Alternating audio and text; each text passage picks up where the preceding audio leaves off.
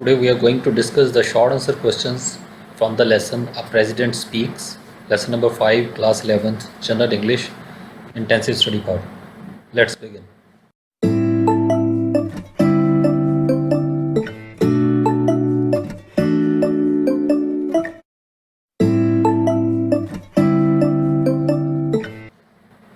The first question is who have come and invaded India? कौन लोग हैं जो आए और आके इन्वेड किया, आक्रमण किया भारत के ऊपर इन 3000 years of its history. सो भारत के 3000 साल के इतिहास में किन किन लोगों ने आके हमारे पे इन्वेड किया, हमला किया. People from all over the world, पूरी दुनिया से जो लोग हैं, हैव कम एंड इन्वेडेड अस, वो आए हैं और उन्होंने हमारे पे हमला किया है. कैप्चर्ड आवर लैंड्स, हमारी धरती को कैप्चर किया है, कब्ज़ा किया है हमारी ज़मीन पे. कॉन्कर्ड आवर माइंड्स, हमारे दिमाग को भी जीत प्राप्त की है, हमारे दिमाग पे भी कब्ज़ा किया है आके. फ्रॉम अलेक्जेंडर ऑनवर्ड्स, और अलेक्जेंडर से लेके the Greeks, the Turks, the moguls, the Portuguese, the British, the French, the Dutch, तो अलग अलग कंट्रीज़ के लोगों के नाम हैं. ऑल ऑफ देम केम, ये सब लोग आए, एंड लूटेड अस, और इन्होंने हमें लूटा, and took over what was ours, और जो चीज़ हमारी थी वो इन्होंने छीन ली. सो ऐसा इतिहास रहा है हमारे देश में पिछले 3000 सालों से.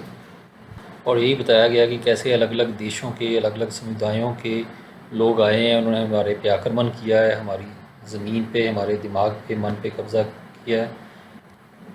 Second question is when according to Kalam, Kalam के अनुसार कब did India get its first vision of freedom, Bharat को आज़ादी का जो पहला विज़न था, जो पहली झलक थी, वो कब मिली.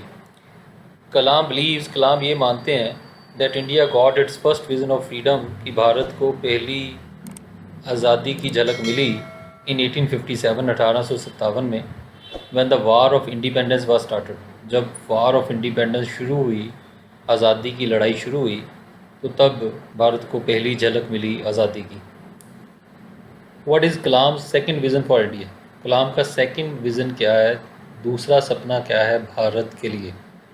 कलाम second vision for India is development. So second vision, जो दूसरा सपना है भारत के लिए, वो है डेवलपमेंट, प्रगति, उन्नति, तरक्की. He wants that India should become a developed nation, और वो चाहते हैं कि भारत एक डेवलप्ड नेशन बने, एक विकसित देश बने, instead of a developing nation. So बजाय एक विकासशील देश होने के, एक विकसित देश बने. सो विकासशील जो भी पूरी तरह से विकसित नहीं हुआ, जहाँ पे विकास अभी हो रहा है, और विकसित जो ऑलरेडी विकास हो चुका है, तो वो ये चाहते हैं कि हम पूरी तरह से डेवलप्ड हो जाएं, विकसित हो जाएं, बजाय विकासशील नेशन बने रहने के. Question number 4, why does Kalam want India to be a strong military and economic power. Kalam ऐसा क्यों चाहते हैं कि जो भारत है एक स्ट्रॉन्ग, शक्तिशाली मिलिट्री, सैन्य और इकोनॉमिक, आर्थिक शक्ति बने. Kalam wants that India should stand up to the world, Kalam ये चाहते हैं कि भारत दुनिया के सामने खड़ा हो मजबूती से, एंड कमांड रिस्पेक्ट, और रिस्पेक्ट कमांड करे, वहाँ इज़्ज़त प्राप्त करे पूरी दुनिया से.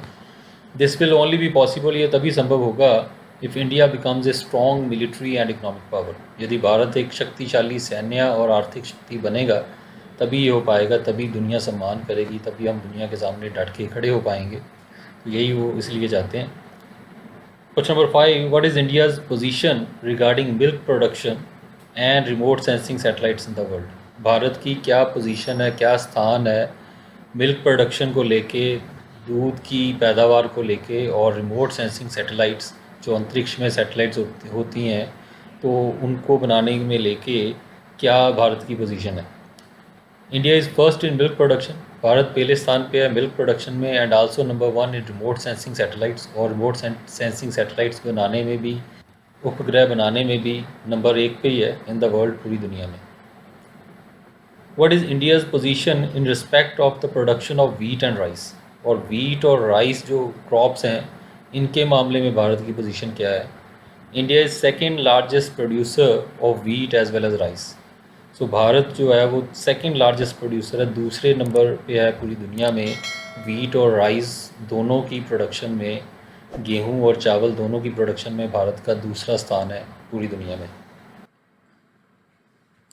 Next question is how do we behave while in Singapore. जब हम सिंगापुर में होते हैं तो कैसे बिहेव करते हैं? जब भारतीय लोग सिंगापुर चले जाते हैं, विदेश में जाते हैं, तो कैसा उनका व्यवहार होता है? In Singapore we do not throw litter on the roads, और सिंगापुर जाके हम गंदगी नहीं फैलाते सड़कों के ऊपर, और ईट इन द स्टोर्स, या स्टोर्स में दुकान पे खड़े होके नहीं खाते। सो जैसे जहाँ पे रेस्टोरेंट्स नहीं है, जस्ट वैसे ही कोई चीज़ सामान बिक रहा है, बैठने की जगह नहीं है, तो वहाँ पे खड़े होके ऐसे ही नहीं खाते सड़क पे। We also follow the parking rules obediently, और जो पार्किंग रूल्स हैं वो भी हम बड़ी ओबीडियंटली, बड़ी आज्ञाकारिता से मानते हैं। पार्किंग रूल्स की, कहाँ पे गाड़ी खड़ी करनी है वहीं पे गाड़ी खड़ी करते हैं। सो इस तरह के नियमों की हम पालना करते हैं सिंगापुर जब जाते हैं तो। How do we behave while in Dubai, और जब दुबई जाते हैं तो वहाँ कैसा बिहेव करते हैं?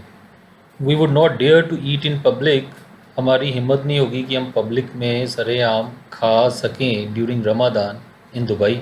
सो दुबई में जब रमादान का महीना चल रहा है, तो यहाँ पे मुस्लिम कंट्री है, तो मुस्लिम जब फास्ट रखते हैं, व्रत रखते हैं, तो उस समय में हमारी हिम्मत नहीं होगी कि वहाँ के लोग जब व्रत रख रहे हैं तो हम सरेआम खड़े होकर उनके सामने खाएं।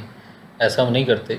We respect the sentiments of the local people there, और वहाँ के जो लोकल लोग हैं, वहाँ के जो स्थानीय लोग हैं, हम उनके सेंटिमेंट्स की, उनकी भावनाओं की कदर करते हैं, उनका सम्मान करते हैं। नेक्स्ट क्वेश्चन है, what did the ex municipal commissioner of Bombay और मुंबई टेल कलाम? सो बॉम्बे या मुंबई के जो एक्स म्यूनिसिपल कमिश्नर थे, सो उन्होंने कलाम को क्या बताया था? The ex municipal commissioner said, ex municipal commissioner ने यह बताया था that rich people's dogs are walked on the streets, कि जो अमीर लोग हैं उनके जो डॉग्स हैं, उनके जो पालतू कुत्ते हैं, तो उनको स्ट्रीट्स के ऊपर, सड़क के ऊपर उनको सैर कराई जाती है, उनको चलाया जाता है, to leave their affluent droppings all over the place, और ताकि वो अपनी जो एफ्लुएंट, रिच, अमीर ड्रॉपिंग्स मतलब गंदगी ऑल ओवर द प्लेस, सब सारी जगह पे फैला सकें वहाँ पे वो। And then the same people, और फिर यही जो लोग हैं, टर्न अराउंड टू क्रिटिसाइज़, वो मुड़ के क्रिटिसाइज़ करते हैं, आलोचना करते हैं, एंड ब्लेम द अथॉरिटीज़, और अथॉरिटीज़ को, प्रशासन को ब्लेम करते हैं, ज़िम्मेदार ठहराते हैं, for inefficiency and dirty payments, कि उनकी इनएफिशिएंसी के लिए, उनकी नाकाबिलियत के लिए, उनकी विफलता के लिए उनको ज़िम्मेदार ठहराते हैं, एंड डर्टी पेमेंट्स, और जो डर्टी पेमेंट्स है, गंदे जो फुटपाथ हैं, उसके लिए भी ज़िम्मेदारी सारी प्रशासन पे डाल देते हैं। और वो यही कह रहे हैं कि अमीर लोग खुद ही अपने कुत्तों को लेके जाते हैं, और खुद ही वो कुत्ते उनकी गंदगी फेंकते हैं, छोड़ते हैं सड़क के ऊपर, और बाद में यही लोग जो है प्रशासन को की ज़िम्मेदारी ठहराते हैं कि यहाँ ये सफाई नहीं है, यहाँ पे गंदगी है, खुद गंदगी फैलाने के बाद ऐसा वो करते हैं। नेक्स्ट क्वेश्चन है, what has every dog owner in America and Japan to do? So हर एक डॉग ऑनर को, कुत्ते के मालिक को, अमेरिका और जापान में क्या करना पड़ता है? In America and Japan every dog owner, और अमेरिका और जापान में जितने भी डॉग ऑनर होते हैं, सभी को, सभी कुत्ते के मालिकों को, has to clean up the droppings, उनको ड्रॉपिंग साफ़ करनी पड़ती है, कुत्ते की गंदगी साफ़ करनी पड़ती है, after his pet has done the job, जब उसका पेट, जो उसका पालतू जो जानवर है, डॉग है, जब वो अपना काम कर लेता है, गंदगी छोड़ देता है, तो ये ज़िम्मेदारी है उसके मालिक की कि वो उसको साफ़ करे सड़क से। अमेरिका और जापान में ऐसा होता है।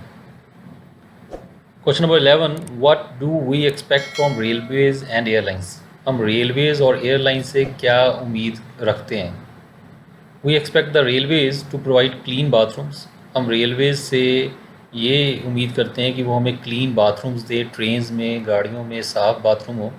And airlines to provide the best of food and toiletries, और एयरलाइन से भी यही उम्मीद करते हैं कि वहाँ पे हमें बेस्ट फूड मिले, अच्छा खाना मिले प्लेन में, और टॉयलेटरीज़ और बाथरूम का जो सामान है, साबुन वगैरह और जो चीज़ें हैं, तो वो भी हमें अच्छी मिले वहाँ पे। तो यही हम उम्मीद करते हैं उनसे। What is our attitude towards burning social issues? हमारा क्या एटीट्यूड है, हमारा क्या रवैया है जो बर्निंग, ज्वलंत सामाजिक मुद्दे हैं, उनके प्रति हमारा तौर तरीका, हमारा रवैया, नज़रिया क्या है? When it comes to burning social issues, जब बर्निंग सोशल इश्यूज़ की बात आती है, ज्वलंत सामाजिक मुद्दों की बात आती है, समाज में चल रही समस्याओं की बात आती है, like those related to women, जैसे कि वो मुद्दे जो औरतों से जुड़े हैं, डॉरी दहेज से जुड़े हुए, गर्ल चाइल्ड से जुड़े हुए एंड अदर्स, और जो इस तरह के मुद्दे हैं। We make loud drawing room protestations, हम ऊंची आवाज़ में ड्राइंग रूम मतलब घर पे बैठ के प्रोटेस्ट करते हैं, घर पे बैठ के ऊंची आवाज़ में विरोध जताते हैं कि ये सब गलत हो रहा है। And continue to do the reverse at home, और घर पे उसका उल्टा करते रहते हैं। तो जब टीवी पे देखते हैं न्यूज़ वगैरह, तो तब तो कहते हैं कि हम बोलते हैं, प्रोटेस्ट करते हैं घर पे बैठ के, ये गलत हो रहा है, ऐसा नहीं होना चाहिए। जबकि खुद वो सारे काम हम करते हैं, उससे उल्टा हम खुद अपने घर पे करते हैं। अपने घर पे औरतों को सम्मान नहीं देते, दहेज लेते हैं और गर्ल चाइल्ड्स के साथ बुरा व्यवहार करते हैं। इस तरह की चीज़ें होती हैं। So these were the short answer questions. Do comment and let me know if you found them useful. We'll meet once again with another video. We'll do the long answer questions from this lesson in the next video. Goodbye till then. Thank you. God bless you.